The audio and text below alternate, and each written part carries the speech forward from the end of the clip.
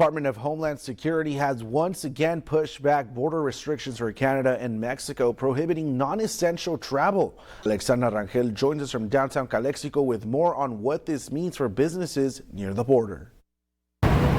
Restrictions at the border have now been extended an additional 30 days, leaving businesses at the border who rely on tourism uncertain about their livelihoods.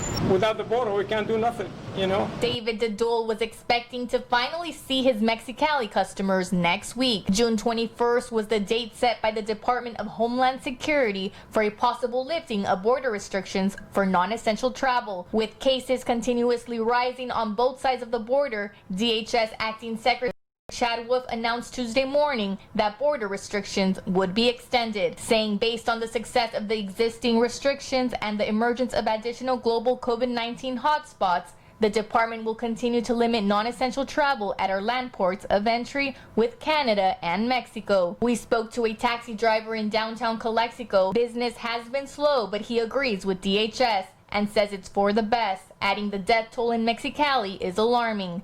Experts now saying Mexicali is the epicenter of Baja California's pandemic. For store owners like Dadul, he hopes restrictions get lifted regardless. He says 80% of his customers come from Mexico. Most of them, they wear masks anyway. In LA, they open everything. In Los Angeles, I was there yesterday. They opened gyms, there was restaurants. Dadul's business, like many others in the county, have taken a big hit. He never imagined the pandemic would be so deadly. It's not in my dreams, really. I thought like, a month. Then they said 2, and then after 2, now we're going to 3. And he says if the restrictions continue to be extended, he may be forced to close his shop for good. For me, I will close, definitely. Terrible. Most of them, they open for 2-3 hours and they close, and you can see the looks on their faces.